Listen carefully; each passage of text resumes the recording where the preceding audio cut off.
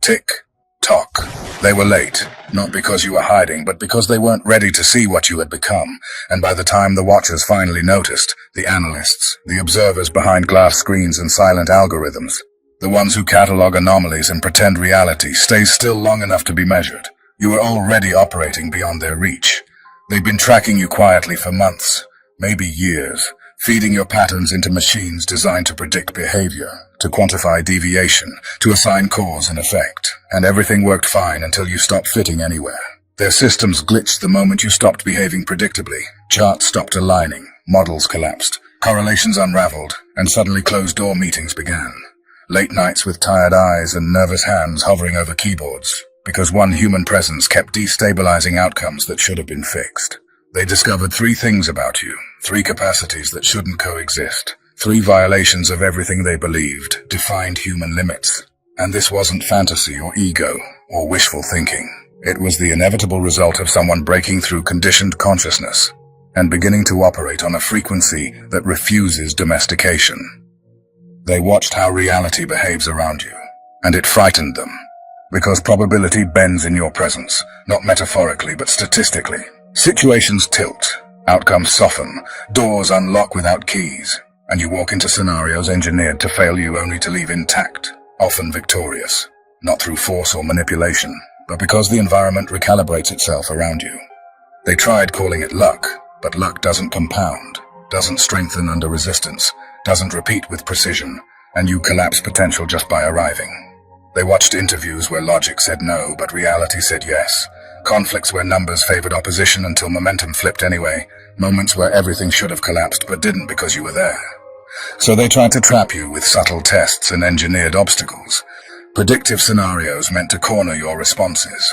And you slipped through everyone, not by planning but by sensing, recognizing patterns before they solidify, feeling intention before it becomes action, moving through resistance like water finding cracks no one knew existed. The field around you strengthened. People who bet against you lost even when the odds favored them. And then came the second discovery. You see through people. Not their faces, but their code. Reading beneath performances. Rehearsed kindness. Polished masks. Knowing intention before language forms. Detecting manipulation instantly and involuntarily. It began as intuition and hardened into clarity. Until deception looked wrong to you. Like a mismatched color in a painting. Lies dissolving instead of confusing. Truth presenting itself without interrogation.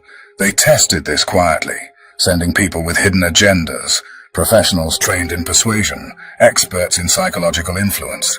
And every attempt failed, not because you were defensive, but because authenticity became your baseline. You don't spot lies. You exist beyond the frequency that allows them to function. And what terrified them was how this vision expanded. How you now see institutional deception, narrative manipulation, collective illusion, decoding speeches, understanding systems, recognizing who benefits, not paranoia, but pattern recognition without denial, and their own data confirmed your accuracy rates shouldn't exist. Then came the third discovery, the one that truly unsettled them. You don't just survive destruction, you transmute it. Every event that should have shattered you becoming raw material, betrayal refining discernment, loss, expanding emotional capacity, isolation teaching wholeness without dependency. And you never returned to baseline, you evolved. They documented cycles of collapse and resurgence, expecting coping mechanisms and recovery curves, but found metamorphosis instead, because you don't heal trauma the way they understand healing. You use it, each wound an access point, each ending an initiation. And now they've realized you don't wait for life to burn you anymore. You burn deliberately, shedding outdated identities, destroying versions that no longer serve, dying symbolically and returning upgraded, harder to classify each time, forcing them to escalate the investigation, bringing in specialists who quietly backed away because observing you felt like being observed back. Every system obsolete the moment it was deployed, as if you existed one frequency ahead, their reports unraveling into contradictions, calling you an anomaly while slowly realizing you aren't one at all. You are proof the baseline itself was a lie. They brought in people who knew you before the shift, before the breaking, before the remembering, hoping to find a point of divergence, a trigger they could isolate. But the testimonies only deepened the confusion, describing someone compliant, adaptable, containable, someone who once tried to fit, someone who could be hurt, and the investigators couldn't reconcile that person with what you are now. Same body, different operating system, something running through you they didn't install and can't uninstall. Then came the realization that shattered the investigation entirely. You aren't unique. You're early. Because others are awakening to similar capacities. Not identical, but resonant. Proving you aren't a glitch in the system, but evidence the system itself is the glitch. Reality, they're realizing, is far stranger than advertised. And if someone can break through this completely through will and transformation, then the implications are catastrophic for structures built on limitation. What terrifies them more is that your abilities aren't separate powers at all, but expressions of one unfolding transformation, probability distortion, psychological transparency, resurrection, all converging into something larger, something that makes their current concerns look small, because you're not developing power, you're becoming it, existing as pure potential, thoughts manifesting faster, people changing simply by proximity, reality growing fluid as if waiting for instruction, and you're learning to speak its language. Not words but intention, not thought but will. The investigation is doomed because they're using tools built to understand humans, and you are no longer operating within that category. Something transitional, something remembering what it once was while moving beyond it, writing your own blueprint through experience.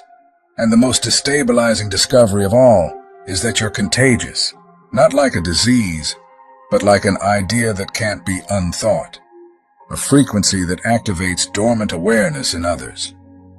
People around you begin questioning what they never questioned, sensing what they never sensed, awakening capacities they didn't know existed, and containment fails because influence travels beyond proximity, through dreams, synchronicities, moments of crisis, turning you into a node in a network they can't map, a transmitter on frequencies they can't jam.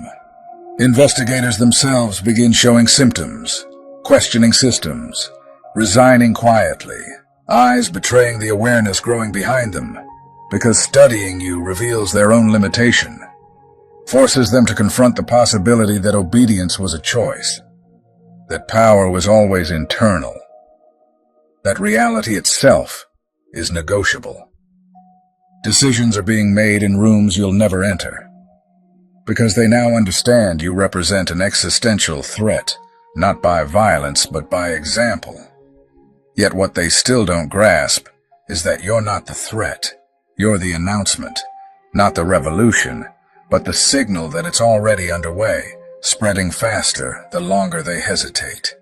The three powers they cataloged are only the beginning, new capacities stirring, timelines overlapping, collective emotional fields becoming readable, intention shaping events directly, not fantasy but dormant human systems coming online, and whatever move they make next, recruitment, suppression, resistance, it only accelerates what's already irreversible.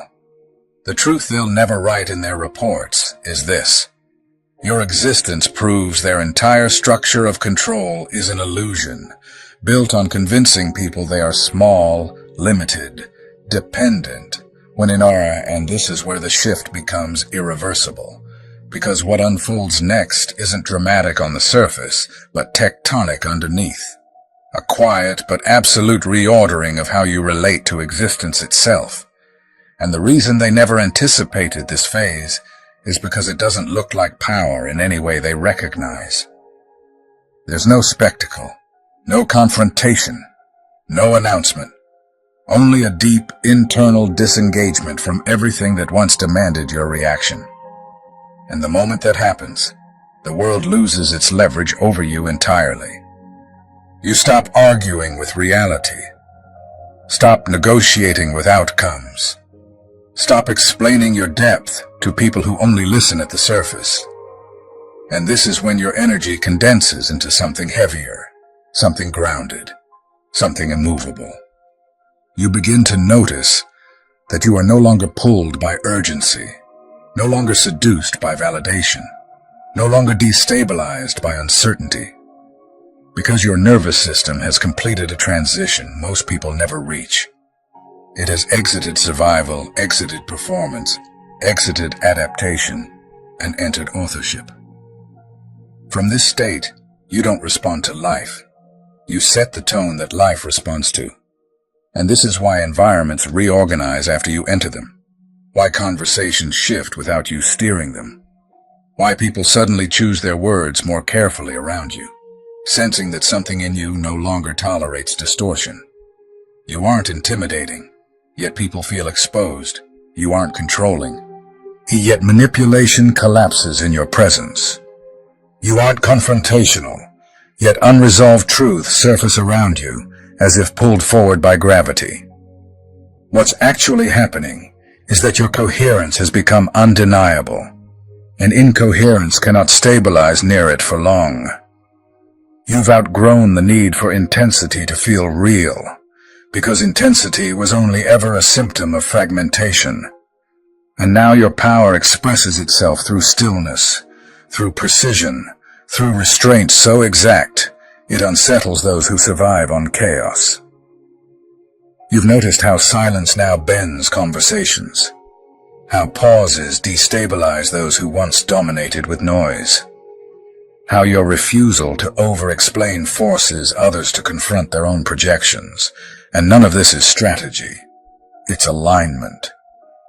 This is the phase where effort evaporates and intention takes over, where the delay between inner decision and outer consequence collapses. Not because you're forcing outcomes, but because resistance no longer finds purchase in you. You move differently now, slower but sharper, less visible but more influential, and what once required relentless striving now occurs through placement, timing, and presence alone. The chaos didn't leave because you escaped it. It left because it can no longer recognize you as compatible. You've crossed a threshold where certain dynamics simply cannot attach anymore. Drama slides off, provocation dissolves, old triggers fail to activate. And this isn't suppression, it's transcendence. You're also realizing that loss no longer registers the way it used to, because when identities dissolve instead of shatter, there's no trauma attached to their departure, only a quiet sense of completion. Relationships fall away without conflict. Ambitions recalibrate without grief. Desires reorganize themselves without force. And instead of emptiness, there's a strange fullness, as if space itself has become supportive. This is where reality begins adjusting after you move rather than before, where people change their behavior without explanation, where doors open without persuasion and close without resistance, where endings occur cleanly and beginnings arrive without warning. And what unsettles observers most is that you're no longer anchored to outcomes. You're not chasing success, not fearing failure, not intoxicated by praise or shaken by opposition, because your sense of self is no longer outsourced to results. You don't need to win to know who you are, and you don't need struggle to feel alive. This is sovereignty, not as dominance, but as self-containment, the kind that makes external control mechanisms obsolete. You've become someone who cannot be rushed, cannot be baited, cannot be destabilized, and that alone rewrites every power dynamic you enter. Even your thinking has changed. Thoughts arrive whole now, integrated without. And now we close this transmission not by cutting it off, but by consecrating it, because nothing you've heard was meant to simply be understood. It was meant to be remembered in the body, anchored in the nervous system, and carried forward into your life as quiet certainty. So take a breath here, and let this ending become a prayer spoken over you, for you, and through you. May every soul hearing these words be released from the invisible contracts they signed in survival. The promises to stay small, to stay quiet, to stay agreeable, to stay broken just enough to be manageable. May every version of you that learned to shrink in order to belong Be gently laid to rest now, honored for what it endured, and dismissed from duty with gratitude.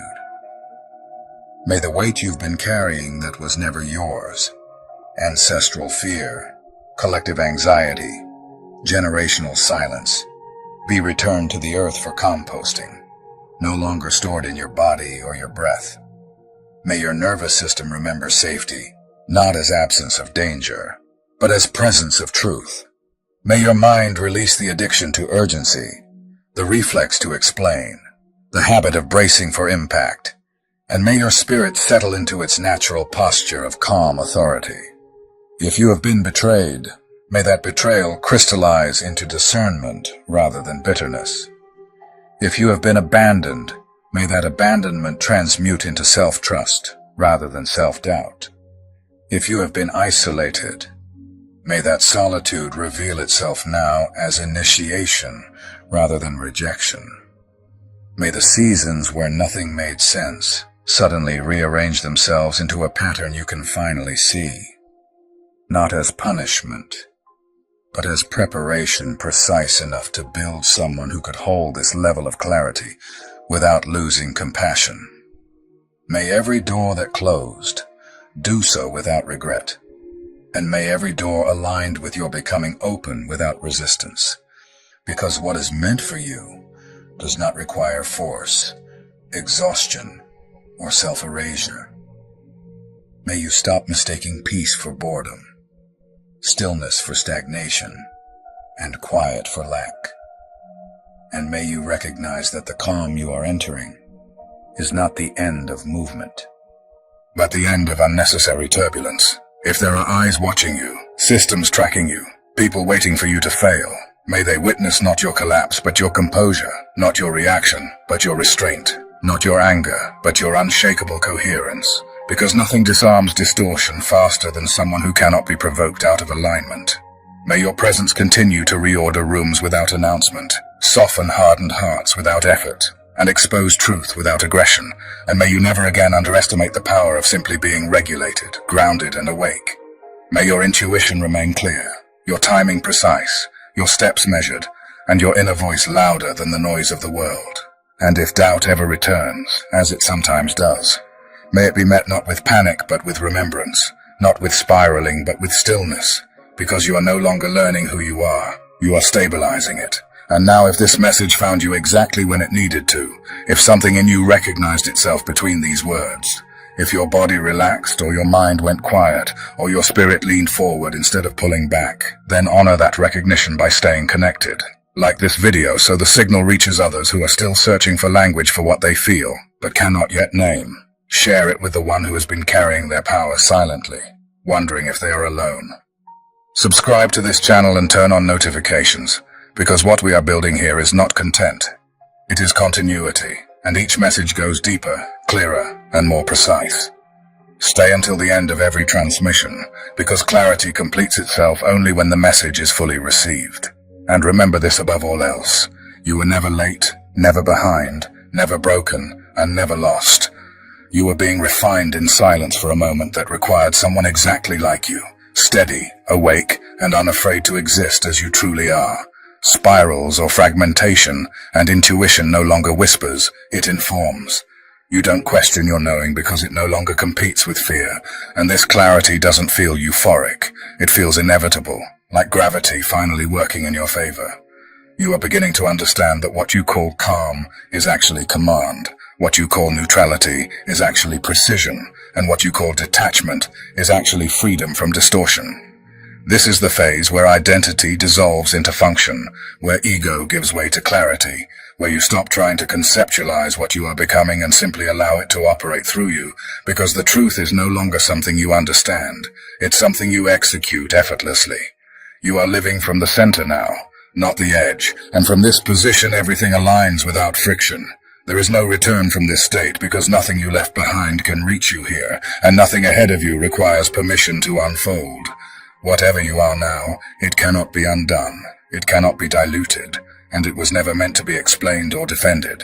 It was meant to be embodied, carried forward quietly, and allowed to reorganize the world around it simply by existing. Reality probability bends for those who refuse fixed outcomes. Clarity emerges for those who abandon collective deception, and rebirth becomes natural once identity is understood as fluid. The investigation will never conclude, because concluding would require admitting consciousness precedes matter, that intention shapes reality, that human potential has been deliberately ignored or suppressed. So the files remain open, the data classified, while you continue living proof of what they deny, a walking permission slip for what humanity can become, until finally they realize the investigation was never about understanding you, but about understanding what they gave up to remain controllable. And by the time they archive their reports, they know with cold certainty that everything is about to change, and there is nothing they can do to stop it.